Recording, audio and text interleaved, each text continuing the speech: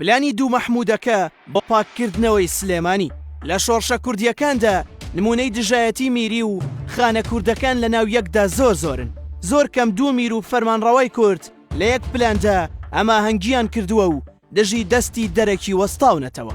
پلانی دوو مەحموودەکە دژی ئینگلیزەکان یەکێکە لەو نمونە گرنگ و کەمانەی مێژووی ئێمە. شێخ مەحموودی حەفید لە سلێمانی و مەحموود خانی دزڵی لە هەورامان ئەو دوو سەردارەی کوردن پەیوەندیەکی تونند و تۆڵ و خەمخۆرانەیان لە نێواندا هەبووە و لە ڕۆژە سەختەکاندا بەدەمیەکەوە بوون. مەحموود خانی دزڵی کوڕی عەزیز خان ساڵی 1870 لە گوندی دزڵی هەورامان لەدایک بووە. لە دوای باوکی بووەتە فەرمانڕەوای ناوچەکە و سوپایەکی زۆر بەهێزی هەبووە کە هەمیشە مای ترس بووە بۆ ئینگلیزەکان. شێخ مەحموودی حەفید ساڵی 1878 لەدایک بووە.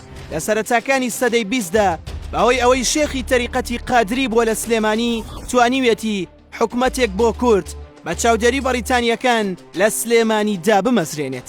ئەم دوو سەرکردەیە لە ساڵی 1990دا و لە پلانێکی هاوبەشدا سەرەتای شۆڕشێکی نوێیان ڕاگەیاند. ئەوەش دوای ئەوە بوو کە بەریتانیەکان زەبر و زەنگیان چڕ کردەوە و بیانووی زۆریان بە شێخ مەحموود دەگرت بۆ لێسەندنەوەی دەسەڵاتەکانی. ئەمەش وای کرد شێخ مەحموود نامەیەکی نهێنی بۆ مەحموود خانی دزڵی بنێرێت بۆ هەورامان. لە نامەکەدا داوای بەهاناوەچوونی لە مەحموود خان کردووە و پێشی وتووە بە بیانووی سەردانی مەزاری کاک ئەحمەدی شێخەوە وەرە بۆ سلێمانی تاکو هاتنەکەت وەک شۆڕش دەرنەکەوێت. مەحموود خان بە خێرایی وەڵامی دەداتەوە و بە لەشکرێکی 3 بۆ 4,000 سەربازیەوە دێتە نزیکی شار باژێر. کاتێک ئینگلیزەکان لەمە ئاگادار دەبن داوا لە شێخ مەحموود دەکەن کە بەو سوپایە بڵێت بەبێ چەک بێنە ناو سلێمانی. بەڵام شێخ مەحموود دەڵێ من ناتوانم ڕێگری لەوان بکەم و شتێکی ئاوایان پێ بڵێم چونکە ئەوان دێن بۆ سەردانی مەزاری شێخ و باوانی خۆیان وەیە حاکمی سیاسی بەریتانیا لە پلانەکە تێدەگا و لە سلێمانی هەڵدێ.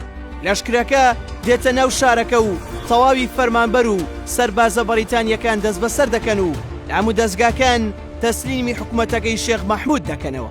بەم جۆرە پلانی دوو مەحموودەکە بۆ پاکردنەوەی سلێمانی لە دەسەڵاتی بەریتانیا ئەنجامی باشی دەبێت. دکتۆر کەمال مەزهەری مێژوونووسی کورد وتوویەتی تووشی سەرسوڵمان بووم کاتێک بۆم دەرکەوت کە لە ئەرشیفی بەریتانیادا دۆکیۆمنت لەسەر مەحموود خان هێندەی دۆکیۆمنتەکانی شێخ مەحموودی حەفیدە. ئەم وتەیەی کەمال مەزهەر ئاماژەیە بۆ ترسی بەریتانیەکان لە خانی دزڵی.